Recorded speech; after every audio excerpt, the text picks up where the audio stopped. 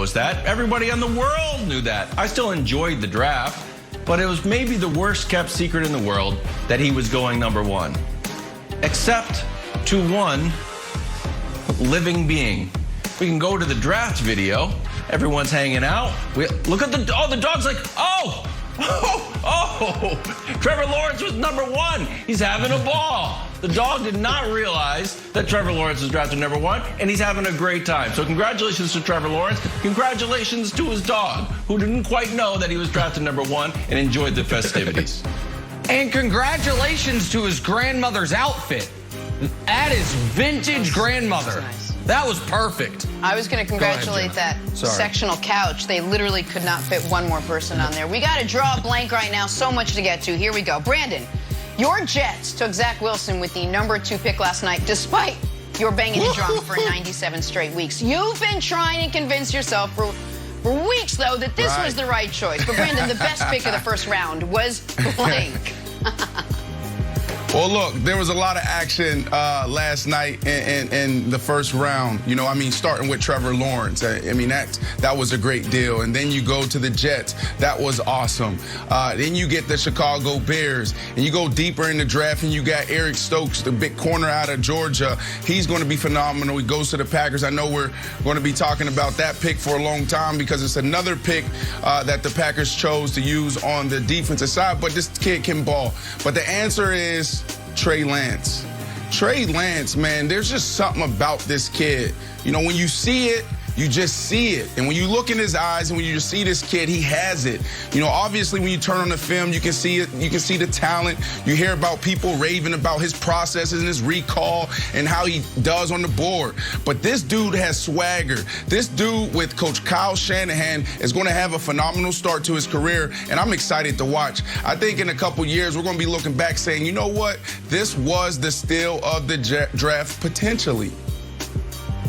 So I love the Trey Lance pick, but this has been an odd lead up to the draft, and now we're at the morning after, because you have a superstar, generational prospect who I believe is a future Hall of Famer, and we haven't talked about him at all.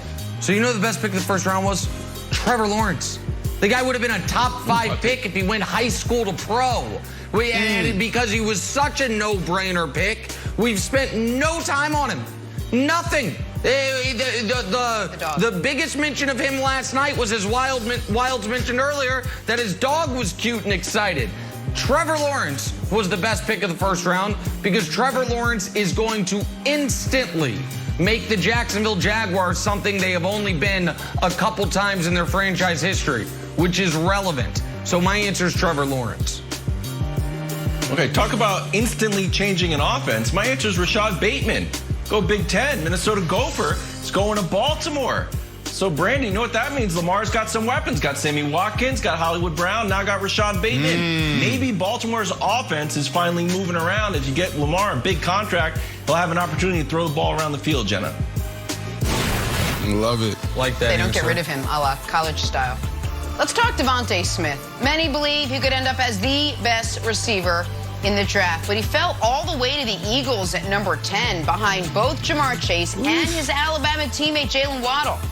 Brandon, though, the biggest surprise of the first round was blank. It was the Pats standing pat. I mean, all this talk about them moving up to 10, all the talk about them moving up to 4 potentially. Oh, look at that walk-in. I love that walk-in. Can we run that back, please? I know this is not what I'm supposed to be talking about, but you got to see this guy. This guy's ready to go. But it's the Pats standing pat. Like, think about this. They were in love with this guy. Nick Saban, Bill Belichick, best friends. You ain't think Nick and Bill was talking? Hey, man, really, give me the scoop on this guy. Is he the guy? Can he get it done? They sit at 15 and they get their guy. Look at that walk. Look at that walk. That's so bad. We got to work on that Josh McDaniels. But the answer, Nick, is the Pat standing pat. I absolutely love Bill Belichick. He doesn't panic. He's not like everybody else. Let's give up all of this compensation to go get a guy. No, they waited, and he fell right in their arms. So that's the answer.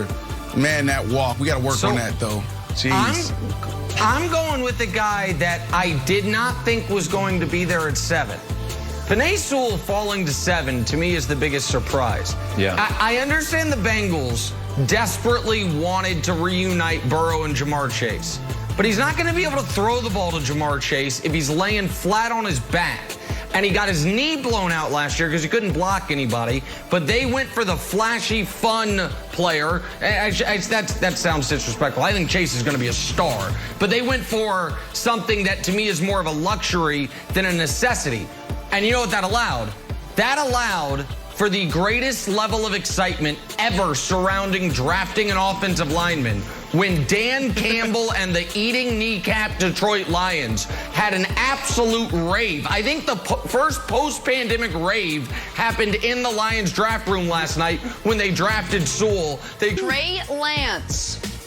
The new talk of the town in the Windy City, can Justin Fields win Rookie of the Year this season? And will Alabama product Mac Jones end up being the Patriots' Look at that Week walk. 1 starter? Look at that With that, walk. we say good Friday morning, everyone. What a Welcome star. to First Things First. Oh, I'm in a good mood today. Jenna Wolf, Nick Wright, Brandon Marshall, and our resident Patriots fan, Kevin Wilds. Wilds, are you more happy? Are you less happy? Or are you as happy with where the Patriots are now going after last night? Oh, I could not be happier. A star is born, Jenna, and I'm Bradley Cooper, and Mac Jones is playing the role of Lady Gaga. I thought you wanted Jimmy G. Wow. I want everybody, buddy. That was a turn. That was a turn I didn't expect that to take. We're going to get to everything draft-related, but we have to start with the bombshell out of Green Bay. Just hours before the draft took place, Aaron Rodgers reportedly wants out. So upset with the Green Bay Packers that he wants to be traded before the season, seemingly fed up with the lack of commitment from the organization. We've been talking about it for months. The cup has runneth over. Here's General Manager Brian Gutekunst with his thoughts on the whole situation. Take a listen. He's our quarterback. He's our leader. We've been working through this for, a little while now. And, I just think it may take some time, but, he's the guy that kind of makes this thing go. So he gives us the best chance to win, and we're going to work towards that end. Brian, do you think Aaron's ever going to play again for you guys? I do think he'll play for us again.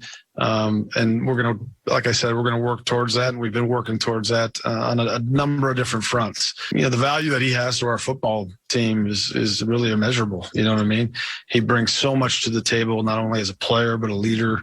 So important to his teammates, to his coaches. So, that's the goal. Brian, I asked you in February if there was any scenario that you could see trading Aaron, and you said absolutely not at that time. Has that changed? Is there any scenario that you can see trading Aaron Rodgers this offseason? No, Ryan, I appreciate the question, but no, we're not going to trade Aaron Rodgers.